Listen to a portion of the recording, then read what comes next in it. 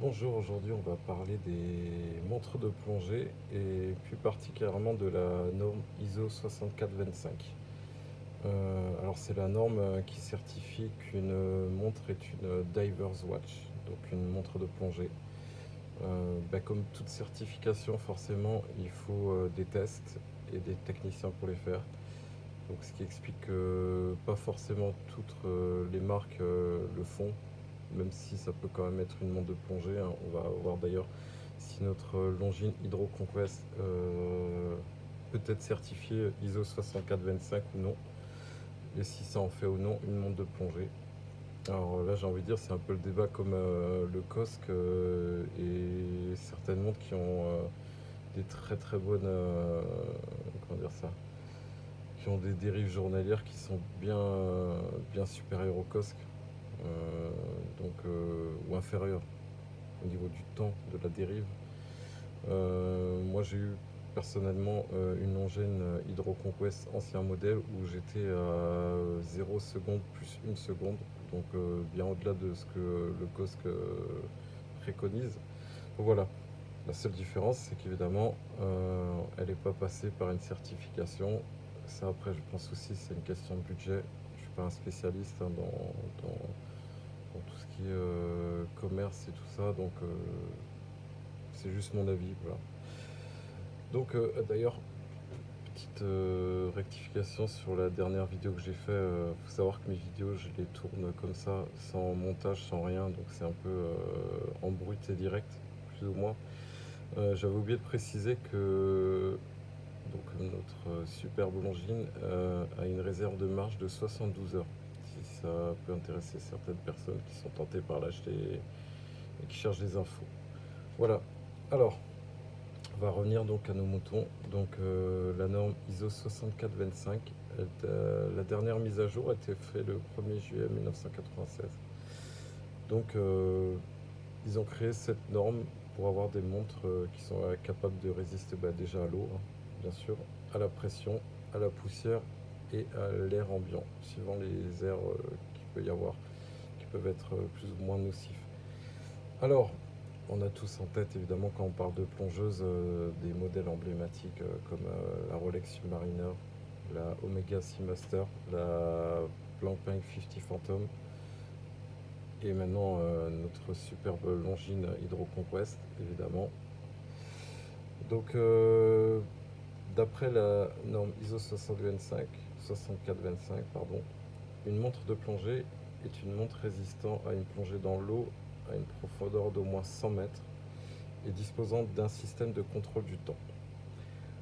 Alors pour eux, elle doit aussi disposer d'une lunette tournante qui doit être protégée contre une rotation involontaire ou une mauvaise manipulation. Alors ça bien sûr, hein, c'est le principe de la lunette unidirectionnelle, hein. On ne peut pas la tourner dans l'autre sens, on peut la tourner que dans un sens, ce qui permet justement d'éviter que les calculs de palier puissent être faussés.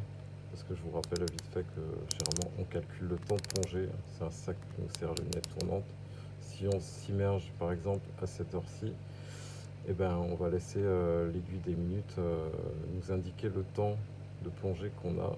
Comme ça au moment où on va vouloir faire notre remontée, et par exemple, je sais pas, s'il y a 35 minutes, je décide de faire ma remontée, je vais regarder avec mon profondimètre la profondeur max que j'ai fait, que j'ai atteint. Et de là, je vais prendre mes tables de plongée qui sont légèrement sous forme d'un tableau, hein. Donc vous allez avoir d'un côté les profondeurs et le temps, et vous avez juste à rassembler et vous avez vos paliers. C'est assez simple, hein. Ça, je pourrais faire une vidéo aussi un peu plus précise si un jour ça vous intéresse. Voilà. Donc voilà, donc il faut qu'elle ait cette fameuse lunette qui peut aller que dans un sens. Elle doit aussi être munie d'une échelle des minutes allant jusqu'à 30 minutes. Après, je crois que c'est pas obligatoire qu'il y ait les chiffres, mais qu'il y ait au moins les index dans tous les cas. De toute façon, elle précise bien d'ailleurs dans l'ISO 6425 qu'il faut des index indiquant chaque période de 5 minutes qui doivent être mis en évidence. Donc là on les voit bien, donc ces fameux index, on a un chiffre, index, tac, tac, tac, tac, voilà. Donc jusqu'à 60. Après, sous l'eau, les indications de la montre doivent être visibles à une distance de 25 cm. Alors ça, évidemment, c'est la fameuse luminescence. Donc, où là, justement, on voit l'importance de cette luminescence parce qu'effectivement, il faut savoir que quand on plonge, on n'a pas toujours une eau super claire.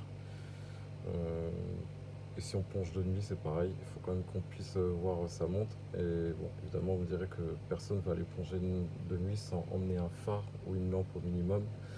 Donc voilà, mais bon, je vais essayer de vous faire un petit test de la lumière. J'espère que ça va pas être trop violent. Tac, voilà, comme ça, vous aurez bien, voilà. Ça, on peut bien voir l'effet. Vous voyez que sur le longine, tous les index sont en luminescence. Pour savoir que le 10, 20, 30, 40, 50, on le voit aussi.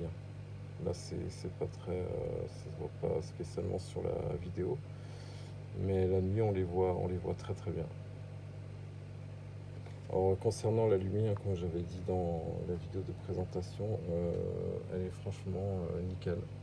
Je sais qu'elle tient toute la nuit facilement et j'ai pas de mal à lire dans la nuit. Moi, je suis quelqu'un qui me réveille souvent en plus. Donc, je consulte souvent ma montre parce que je la porte tout le temps. Et je sais que dans la nuit, généralement, je vois toujours tout bien. Donc, voilà, elle tient très très bien sur le temps.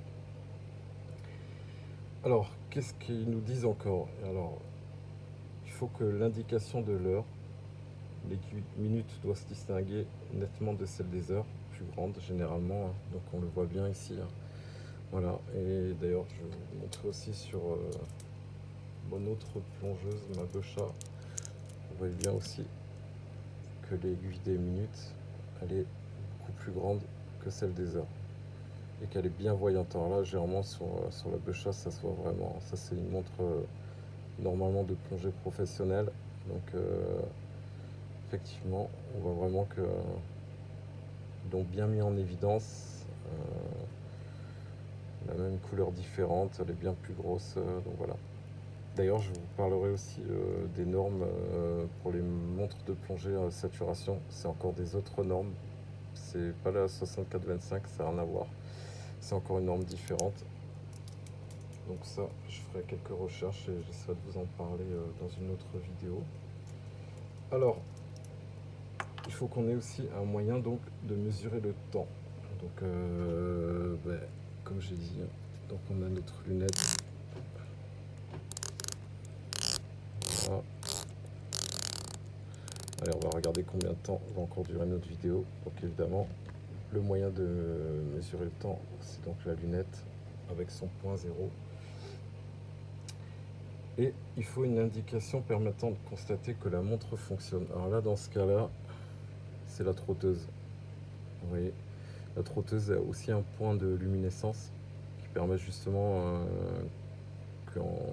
dans une atmosphère plus sombre, on puisse quand même voir effectivement que la trotteuse continue à glisser. D'ailleurs, c'est ce qui manquait sur l'ancienne version, sur la Longines HydroConquest l'ancienne, on n'avait pas ça en fait. C'était ce qui faisait que finalement elle ne pouvait pas être réellement montre de plongée. Bon, après, moi je vous avoue que vous le voyez si votre montre elle fonctionne ou pas avec les minutes. Mais bon, c'est vrai qu'avec la trotteuse, on a quand même plus rapidement l'occasion de voir justement si la montre elle est toujours en train de fonctionner ou si elle est tombée en panne. Après, ils nous disent aussi que les montres sont testées par l'organisme certificateur. Alors, les différents tests qu'ils leur font faire, c'est une plongée pendant 50 heures à 30 cm d'eau entre 18 et 25 degrés, des tests de choc thermique, des résistances à des surpressions d'eau, vérifier qu'il n'y a pas de condensation dans diverses conditions, qu'il n'y a pas de condensation au niveau donc, du cadran, hein, de la vitre. Donc je pense qu'ils font un peu dans des chocs thermiques, des choses comme ça, voir si la condensation ne se forme pas dedans, parce que ça c'est généralement un très mauvais signe.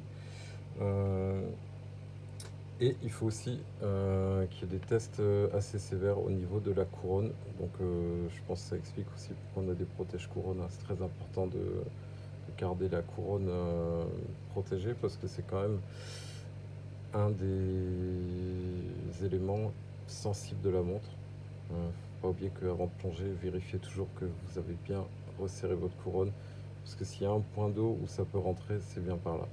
Donc moi ça m'est déjà arrivé, bon, je ne suis pas plongé heureusement avec, mais ça m'est déjà arrivé pour diverses raisons, de devoir régler ma montre parce que je ne l'ai pas portée pendant plusieurs jours. Et je pensais avoir resserré ma couronne et en fait je ne l'avais pas resserrée. Donc ça faites vraiment très attention à ça parce que ça, une fois que vous avez la couronne qui est desserrée, que ce soit la poussière, l'humidité ou n'importe, là vous pouvez vraiment endommager votre mécanisme. Donc ça, vérifiez toujours bien, pensez vraiment à toujours vérifier, ce qui explique pourquoi la couronne est une pièce sensible sur la montre. Et donc pour que notre montre puisse enfin être ISO 6425, donc là on peut quand même dire qu'on a tout qui ferait que notre Longines Hydro-Compress soit une plongeuse. On le sait, c'est une plongeuse. Je pense que là il n'y a plus de doute dessus. Mais est-ce qu'elle est ISO 6425? Eh ben non. Est-ce qu'il lui manque un élément? Il faut savoir qu'une fois que tous les tests ont été faits, donc ce que je vous ai dit avant, et bien à la fin, il faut qu'il y ait la mention Diver's Watch. Alors vous voyez, sur la Longines Hydro-Compress, ça y est pas.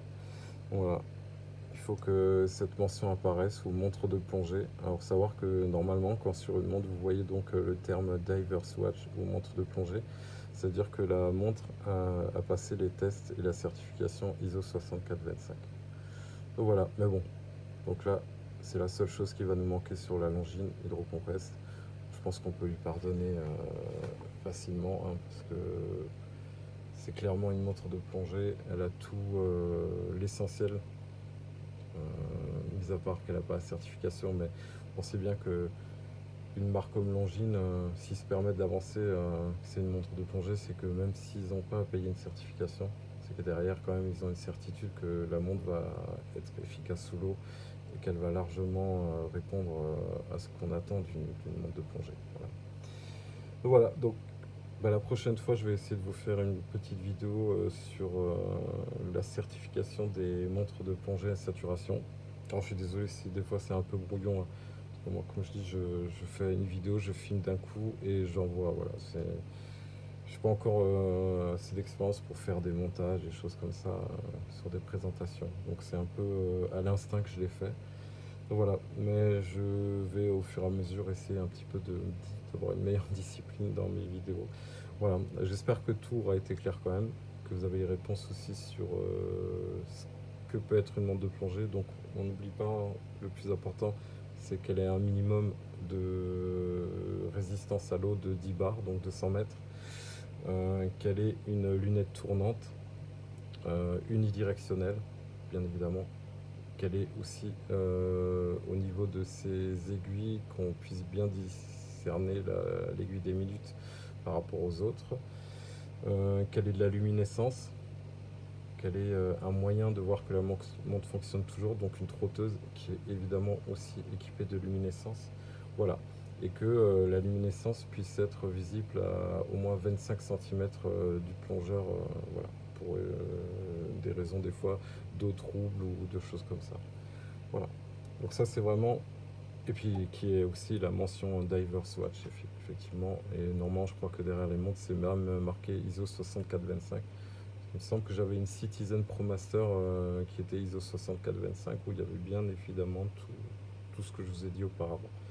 Voilà, donc j'espère que vous en saurez un petit peu plus sur ça. Et puis voilà, je vous laisse encore regarder cette super Longines que je trouve plus belle de jour en jour. Voilà, c'est clairement un gros coup de cœur et vraiment j'adore cette montre. Bon, je vous dis à une prochaine. Et j'espère bientôt remettre les palmes pour vous faire une présentation en plongée de ma Longines. A bientôt.